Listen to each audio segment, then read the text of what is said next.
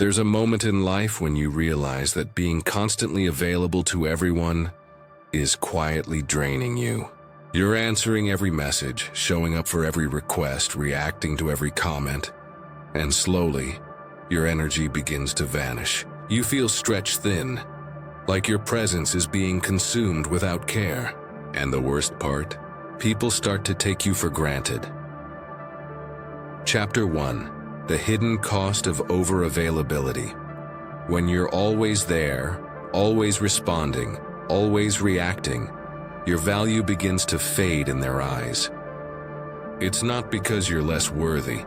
It's because availability without boundaries sends a message. You don't protect your energy. And when you don't protect it, others won't either. Carl Jung believed the psyche is an energy system. Every thought, every emotion, every action consumes psychic energy.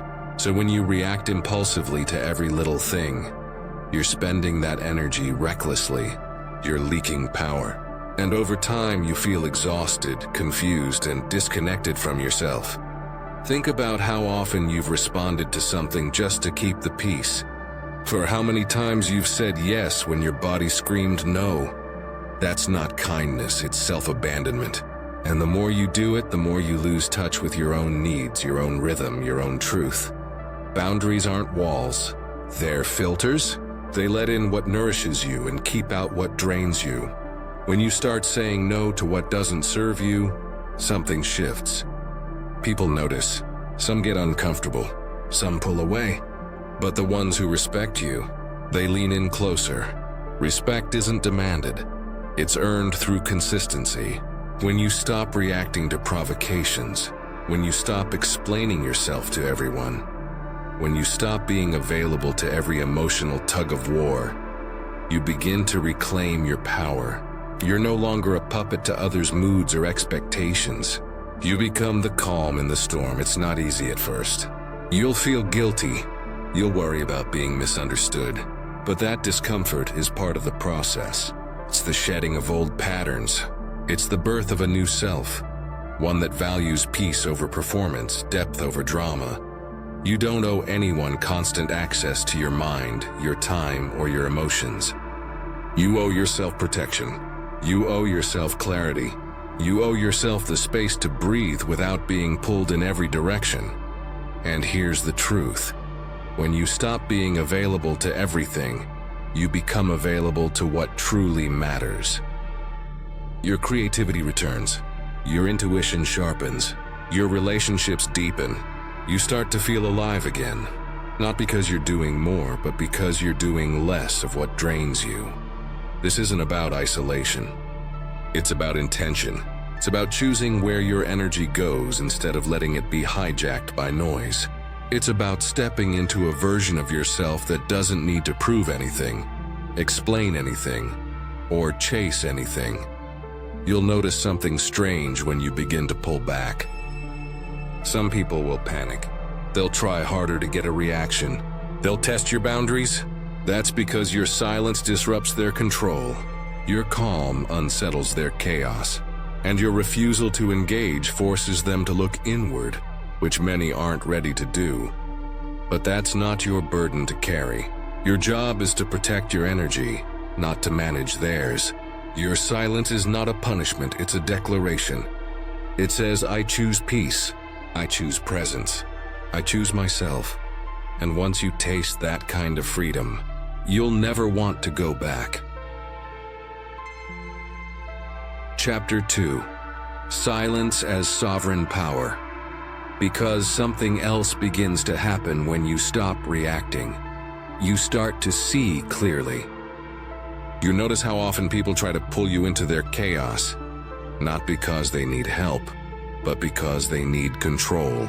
They want your attention, your energy, your reaction, and when you don't give it, they lose their grip. This is where silence becomes more than just a boundary. Becomes a form of power. Carl Jung understood that the psyche isn't just a container of thoughts. It's a living energy field. Every time you react without thinking, you're handing over a piece of that energy.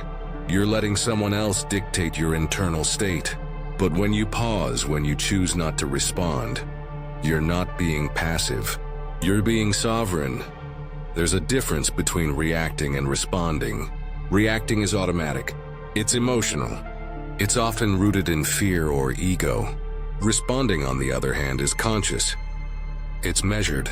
It comes from a place of clarity, and sometimes the most powerful response is no response at all. Silence unsettles people, especially those who rely on your reactions to validate their behavior. When you don't play the game falls apart. The manipulator loses their script. The critic loses their audience. The drama loses its fuel. You become a mirror, and not everyone is ready to see their reflection. People project their inner wounds onto others all the time. It's how they cope. It's how they avoid facing themselves. But when you stop reacting, you stop absorbing those projections. You stop carrying what was never yours to begin with. You stop being the emotional sponge for everyone else's unresolved pain. And something incredible happens. You begin to feel lighter, clearer, stronger. Your silence becomes a sanctuary, a space where your thoughts can breathe, where your emotions can settle, where your intuition can speak. It's not about shutting the world out. It's about tuning into yourself. This kind of silence isn't cold or distant. It's warm. It's alive. It's intentional. It says, I'm here, but I'm not available for chaos. I'm listening, but I'm not absorbing. I'm present, but I'm not performing. And the more you practice this, the more you realize how much noise you used to tolerate. How many conversations were just loops of projection. How many arguments were just battles of unhealed wounds. How much of your energy was spent trying to fix what was never yours to fix. You don't need to explain your silence. You don't need to justify your peace. You don't need to defend your decision to disengage. The people who truly see you will understand. The ones who don't were never really listening anyway. This is the shift, from reactive power to sovereign power, from being pulled in every direction to standing rooted in your own center, from being a character in someone else's story to becoming the author of your own. And it all begins with a pause, a breath, a choice not to respond. But silence isn't just about protection, it's also about revelation. When you stop speaking, you start hearing. Not just the noise around you, but the voice within. The one that's been drowned out by constant reaction. The one that knows what you truly want. The one that's been waiting for you to listen. In that quiet space, you begin to notice patterns. You see how often people repeat the same emotional script. You see how often you've played roles that weren't yours. You see how much of your life has been shaped by reaction instead of intention. And you begin to choose differently. You choose peace over performance. You choose clarity over chaos. You choose depth over distraction. You choose yourself. Chapter 3. The Journey to Inner Sovereignty. And that choice changes everything. Because once you stop reacting and start listening to your inner voice, you begin to see who you really are beneath all the noise. You're no longer defined by how others see you or what they expect from you. You begin to live from the inside out, not the outside in. That's the beginning of inner sovereignty, the quiet, grounded power that comes from knowing yourself deeply and choosing yourself consistently. It's not about being perfect or untouchable. It's about being deeply rooted in your own truth. It's about knowing when to speak and when to stay silent, when to engage and when to walk away, when to give and when to protect what's yours. You begin to understand that your energy is sacred, and not everyone deserves access to it. Maturity isn't loud. It doesn't need to prove itself. It doesn't chase validation or beg to be understood. It simply is. And the more you grow into this space, the more you realize how much energy you used to waste trying to be everything for everyone. You start to notice how often you said yes out of guilt, how often you explained yourself to people who never really listened, how often you reacted just to feel seen. Now, you're more selective with your time, with your words, with your presence. Not because you're cold, but because you're clear. You've learned that not every conversation deserves your voice.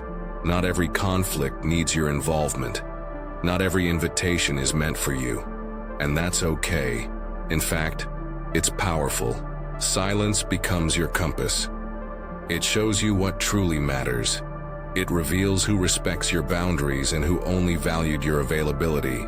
It teaches you to sit with discomfort without rushing to fix it, to feel misunderstood without scrambling to explain, to be alone without feeling lonely. You begin to trust the quiet moments because they're no longer empty. They're full of truth, and yes, it's not always easy. There will be moments when your silence is misread, when people accuse you of being distant, arrogant, or uncaring, when your refusal to react is seen as weakness or avoidance. But you'll know better. You'll know that silence, when chosen consciously, is a sign of strength, not surrender. You'll know that protecting your energy isn't selfish, it's necessary. You'll also notice that some people will drift away. Not everyone can handle your growth. Not everyone will celebrate your boundaries. Some were only comfortable with the version of you that was always available, always agreeable, always reactive. When you stop playing that role, they don't know how to relate to you anymore. Let them go. Because what you gain in return is far more valuable. Peace, clarity, authenticity. You begin to attract people who respect your energy, who don't demand constant access, who meet you in stillness instead of chaos. You begin to build relationships that are rooted in mutual respect, not emotional dependency. And most importantly, you reconnect with yourself. You start to hear your own thoughts again. You rediscover your passions, your values, your rhythm. You realize that your worth was never tied to how much you gave away. It was always in how deeply you knew yourself. You begin to live with intention, not obligation. You begin to speak with purpose, not pressure. You begin to move through the world with quiet confidence, not frantic effort. This is the quiet revolution, the one that doesn't need applause or recognition, the one that happens in the stillness of your own presence, the one that rebuilds you from the inside out. You're no longer chasing energy, you're generating it. You're no longer reacting to life, you're responding with clarity. You're no longer seeking approval, you're standing in your truth.